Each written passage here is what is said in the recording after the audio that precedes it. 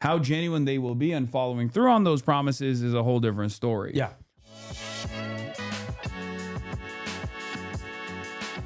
Oh, I wanted to talk to you guys about this. Zohran Mamdani did an interview with the Majority Report earlier this morning, and it's where he talked about the Hakeem Jeffries stuff and why he said don't vote for Chi. Even in the conversation around, the question of primary challenges, and much of this I would say is typically private within DSA, but everything I've said has been reported publicly, so I might as well just speak about it to you directly. I went to the endorsement forum that was considering whether or not to endorse C in that primary challenge, and what I said there is that this is not a question of the ballot box of who you would rather vote for. This is a question of how you want to spend the next year. Do you want to spend the next year fulfilling the agenda at the heart of this movement, or do you want to spend it defending the caricatures of that movement? And the decision that I made, and the one that I shared with other members that night as they were considering how to participate in that democratic process, is to maximize every chance we have to fulfill the promises we made door after door, call after call, with many New Yorkers who had otherwise lost faith in politics years ago, so that we can tell them that success isn't just measured in the election we've already had, but also in our fulfillment of the agenda at the heart of that election. Well, and yes. I think that this... Oh, sorry. Go on. Well, I don't know. And I was just going to say that I don't ever presume that everyone will come to the same conclusion as me. I don't think that dissent or critique is something that I'm above in sharing these decisions, but they do come from this as my framework, and I think it's honestly helpful to be able to share it with people. No, I appreciate that, and I'm just eager to ask you these things because we have you for such a limited time. Really, is one is it your kind of belief basically that delivering on your agenda in terms of the macro constituency that Sam was just speaking about is the best way to kind of show how the movement can expand and have more politicians like yourself across the country run in that way? And I would imagine that was motivating you and what you said to DSA. And do you believe it? Believe what? Is it valid?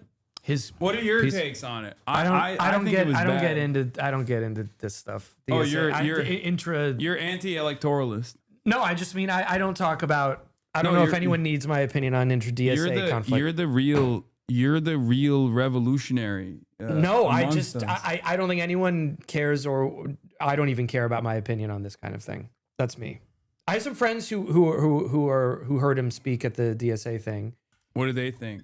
And I think that people are turning this into like, oh, he doesn't want. This is what I've heard is like people are viewing it as he like doesn't want Jeffries gone or whatever. And it seemed to be more about like, does DSA commit the resources to this one race in which they're going to be likely outspent many times over, or do they use their resources differently? I mean, Jeffries is popular, in his capacity as an elected official. Yeah. So it's like, I don't know, that's that seems to be the debate as opposed to like Zohran thinks Jeffries is doing a good job or whatever and shouldn't be kicked out. I mean, and I would also emphasize too that like I like Chi, and like I think people should primary, like I think like should Hakeem Jeffries be primaried, and should people like be constantly levying like challenges against the Democratic Party leadership? My answer is yes. I also I get the DSA argument. I also think in like Zohran's case, he has like a particular needle to thread with like, there's a world where next year Hakeem Jeffries becomes Speaker of the House. And he's like not easily, if like almost certainly not possibly dislodged in a primary process at this moment. And if Zohran wants to do stuff, and he's like trying to also court Hochul and do this like deliver stuff, a deliver agenda in the next year, then again, like I see that argument. Could you go up a little bit to someone who's it's a red chatter, a little bit up. There you go. Yeah, I'm just want to read it. Brandon, I read the Socialist Majority Caucus argument against endorsing USA and thought it was bad. I read Groundwork Caucus' rebuttal, and I agree with their assessment. I don't care. This is what I said. I don't know anything about this stuff. Yeah, I don't care. I hesitate to weigh in on like this, like this shit. Like I said this yesterday. Like I understand the arguments, and that's like kind of as far as I feel like I can go. I just think that no matter what, Hakeem Jeffries is going to be a significant hurdle against Zohran Mamdani's agenda, and anyone that thinks that is not going to be the case is wrong. And I think that primarying, or at least trying to primary every candidate, no matter how powerful they are within the Democratic Party infrastructure, is a good thing ultimately. Because at worst, I don't think you're going to cut away at the momentum of like the left flank candidacies in general. But you will end up forcing people to at least concede to some left framing on issues out of fear that they might lose their seat. How genuine they will be on following through on those promises is a whole different story. Yeah.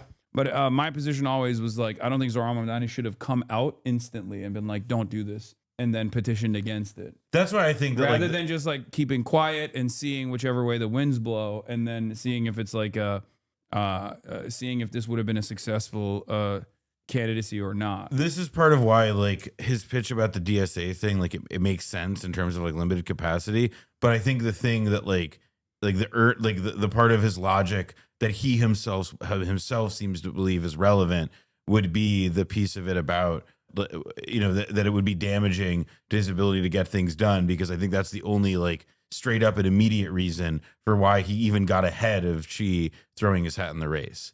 And, you know, that's the piece of logic that I like, you know, perhaps understand the least, and is also like essentially a politician doing a trust me bet to his left flank. And that's, you know, naturally a pretty uncomfortable position to be in. Yeah.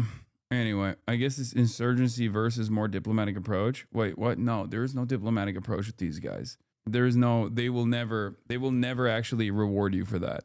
That's what I think. No I agree matter that what. like Jeffries is only going to do like whatever is like part of this agenda if he's like forced or pushed into it.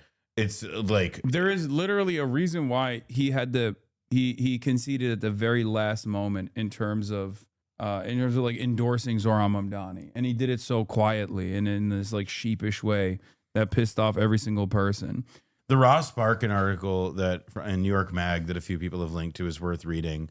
Zohran was Ross Barkan's campaign manager when Ross Barkan ran for elected office, and it's like a good. I believe that Ross Barkan's account of Zohran's logic is probably like an accurate representation of what Team Zohran is thinking, whether you agree with it or not. So I think it's worth reading that article to get the straight dope there. Yeah. As mayor-elect, one of Zohran Mamdani's first acts was to squelch an insurgent leftist political campaign. If this, like Mamdani's chummy meeting with Donald Trump, was obviously jarring, it carried a certain logic. He had been open about the fact that he did not want Chiose, a popular leftist 27-year-old city council member, to undertake a primary challenge against House Minority Leader Hakeem Jeffries next year. To make his point subtly, he had disinvited Ose from his victory party. Then, to make it more bluntly, he showed up at a meeting of the Democratic Socialists of America and told everybody not to endorse Ose. Ultimately, DSA listened to its mayor. Why has Mamdani been acting this way? Why does he seem to be forsaking another young leftist who is attempting in some form to do exactly what Mamdani just did? Shock the world by defeating a heavily favored creature of the Democratic establishment. And it is because he's worried about, having the wind of socialism knocked out of its sails before it actually takes root. And Barkan makes the specific comparison or the specific link that that like essentially Hochul does not want Jeffries primaried, and that there is a certain amount of placating her specifically that is a part of like trying to get pieces of his agenda through. But I that's the major tactical decision that I vehemently disagree with, because the DSA is inevitably going to endorse a challenger to Kathy Hochul, at which point Zohran is going to do what? Well, that's my governor. She's offering me funds, so I have to defend her. Or is he going to go for? Is he going to go for the shot? A primary challenger for Kathy Hochul will keep her more pliant with Zohran Mamdani's agenda anyway, in an effort to ensure that she does not get challenged. I mean, you're seeing that already with her going back and forth on whether or not she will. Turn around and add an additional tax to the super wealthy in New York City, right? Something only she can do at New York State, right? I mean, I agree. Like, I think it's to me, this is part of why I don't like weighing in, because it's just like the facts are that like he's making a bet. I don't like Hakeem Jeffries. I don't like Kathy Hochul. I'm also not the mayor. I don't have to be in the position. Like to me, it's a bet. It's a hard one to swallow, and I'm not sure I would, but that's the logic. Yeah, my point is, downside is easy. Hochul and Jeffries are close allies. Zohran needs Hochul to get childcare and free buses done. That's politics. I just don't think that she's going to do that. Whether Zohran, a lot of people I respect agree with you on that. That Hochul is not trustworthy. That she will not bow to pressure in the end, and that a lot of this is like a bit of a delay game, so that she can essentially buy time and goodwill before she can essentially play the same role. Yeah, I mean, again, these guys only respond to pressure. Like they respond to either a fear that they will be unseated, or they get unseated, and you put a person in power that will do the job. And in the case of Hochul, there's also like a lot of anxiety about the fact that, okay, the last time we had this centrist Democratic governor who, and there was like a wellspring of, support for progressive policies, that governor, in concert with the Independent Democratic Caucus, a special group within the New York State legislature that helped block anything good